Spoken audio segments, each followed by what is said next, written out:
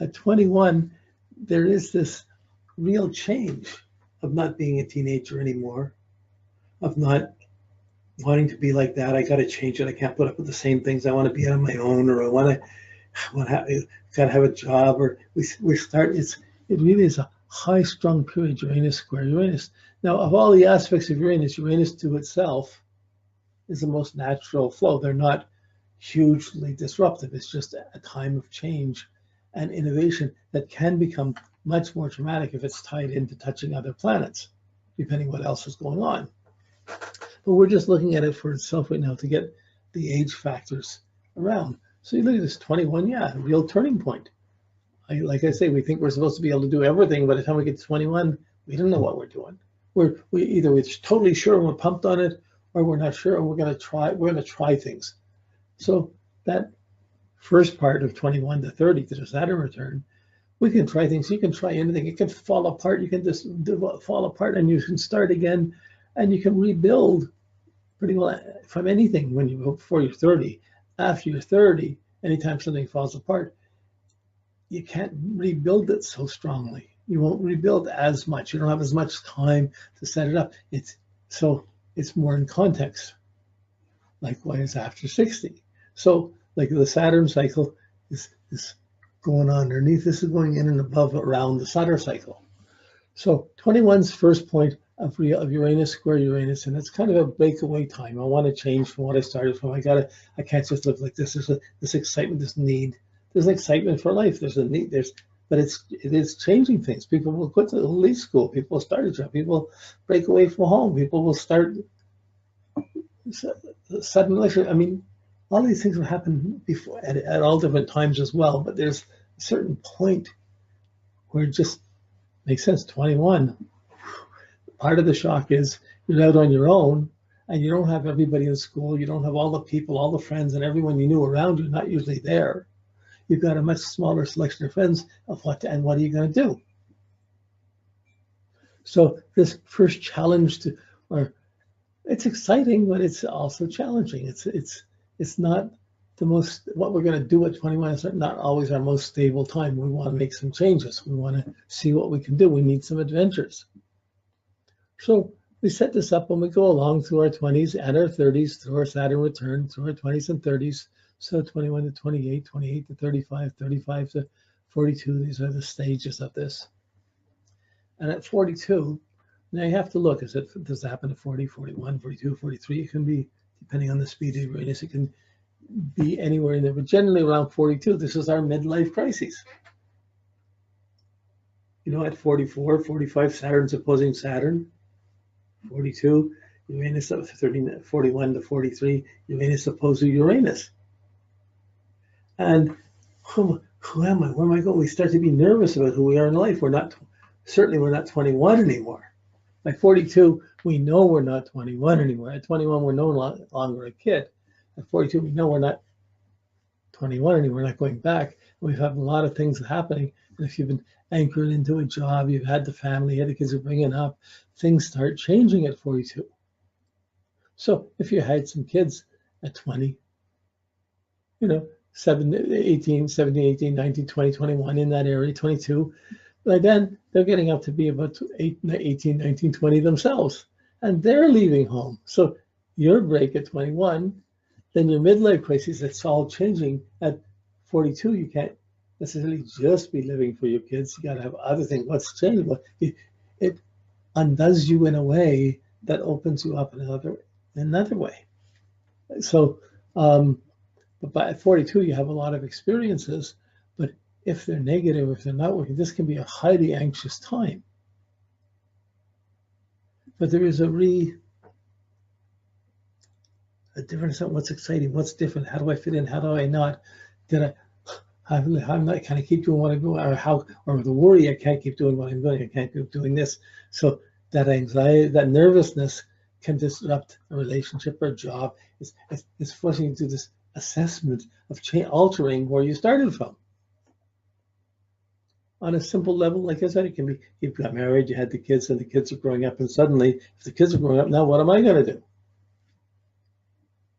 And if you're just trying to live for your kids, it becomes more neurotic or unnerving.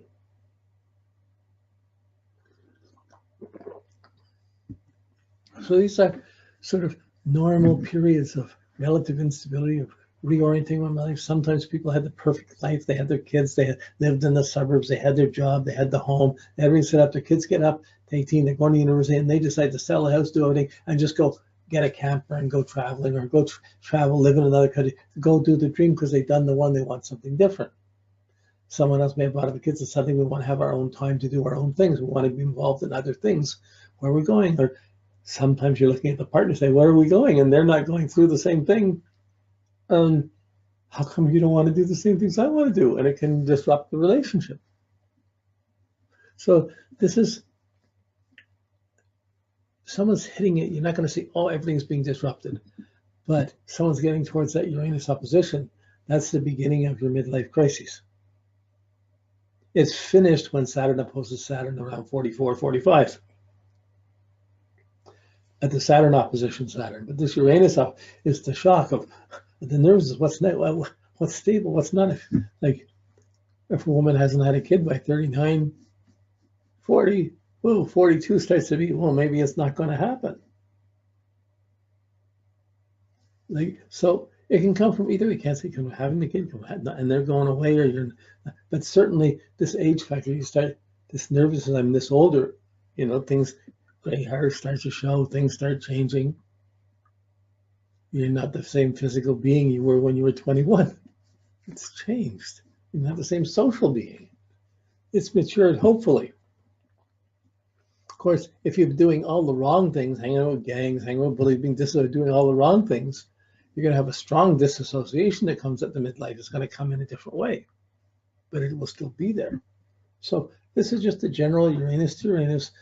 When we put it to houses, when we put it against Saturn, we put it to the natal chart, we embellish the picture to see what we have a predisposition towards. So if you have Uranus square your Sun, or square your Venus, or square your angles, you already have a predisposition and a sensitivity to Uranus aspects is going to magnify anything Uranus does, or your sensitivity to it. So after 42, after the midlife crisis, you have the run up and things go along. You're working with your Saturn. This is the Saturn and a half cycle up to 44. Then you have another cycle of Saturn, almost. So you get up to 58, finishes that cycle, half cycle, to 63. At 63, so you have 50, a Saturn return. So midlife, you get the Uranus one first, around 41, 42, and sometimes a bit earlier. And then, but it doesn't, the midlife doesn't finish till Saturn opposes Saturn. The Saturn opposes, you level off, and that's the end of the midlife crisis. By the time you get to 63, you've passed your Saturn return. You're looking at retirement. You hang into 65. You take early retirement. Where are you going? Are you stable? Is your health together? What's happening? How am I going to live the next? How far am I going to go on? It's a dip. You're not looking back as much as you're just realizing I can't look. I don't know how much I have to look forward. And there's a whole new adjustment. Do I let go of things? How do I make the changes to retire, to mature, or to older life? And it's very dramatically different depending on how well you did your Saturn, how healthy you are, how strong your backs or your bones are, your teeth are, and how healthy your skin is. It's all Saturn things. What have you accomplished with life? If you have never accomplished, you haven't worked somewhere, you have a pension, you don't have a pension, all these things start to weigh up. At 63, whoa, there's different concerns. Try and find a job at 63. Try and change. Well, it becomes a bigger issue. But changes happen because often you're not able to maintain the old cycles, and you're having to see, what do you let go of? How are you going to play it out when you're older? Simpler, smaller, bigger, whatever. Like, so you'll just live for your kids. But this nervousness comes in at 63. And it carries on depending on how healthy you are, and you're extending your life, and really you're getting by in smaller and smaller ways. By the time you're 63, or you started getting into your 70s or 80s, certainly time seems to go by, you could say faster or slower, because by the time you get up, put on your clothes, you go put the kettle on, you sit down, wait for it to boil. If you don't nod off, you come back, and you have the cup of tea. But then half the day you read the newspaper, and half the day is gone. but partly because you're following the news or the newspaper or the web or whatever, you're following all the information and you're much more aware of the implications of things than you would be at 21. You're also aware of all the things that could go wrong more. So these are the high nervous times, 21, times of big basic change for everyone. 42, 63. By 84, if you make it to 84, everyone's trying to tell you how you should live. Either you've figured it out and you're becoming independent and you can see, I just want my own place and keep it the same way. I'm going to do my own thing from 84 on. You're not going to get more than another quarter of a Uranus cycle. Rare are the people who get past 105. But from 84, it's, are you senile? Are you stable? Are you healthy enough? Are you, other people try and start telling you how to live or telling you how to do. If you have kids, if you don't have kids, you're trying to navigate on your own. But there's a much greater, it's just a different new cycle at 84. What do you say? People are dying, more people are dying on you. You're seeing more people go, and people are going their own ways, and you're more eccentrically established on your own. So you could say 21, 42, 63, and 84 are the times where your eccentricity tends to come to the surface, for better or worse. Whether you're staying somewhere or not, worrying about this or not, old folks home or not, transition. By 84, are you still driving or not driving? Can you see well enough? Can you hear well enough? You're navigating on new terms. But at 84, from 63 to 84, you're working through these. By 84, you're seeing where you are. And that's the beginning of what I would call a second childhood. By then, you're not changing your identity. It's crystallized. You're who you are. And you've got a little extra time to do something with it, depending on how well you've lived to how well your structure is holding together. So this is a very simple side, but it's simple to say. They're just matter-of-fact times, but when you look at them and you start tuning into these, they're very distinctive times in life. They really do change and alter the plans that Saturn was making. There are times when either the Saturn plans break away and they don't happen as much as they should, or they change and they alter the direction. In one way, it's bringing fresh air and new energy in all the time. But that new energy is not, you can't say it's stable energy. It's either inciting new excitements or it's disrupting old prisons or old limitations. So if you're putting yourself down, you're very inhibited, very Saturn, Uranus will come and break in innovation. So you're being shocked because you can't just hold defensive. Something's changing, you're being forced out of an old pattern.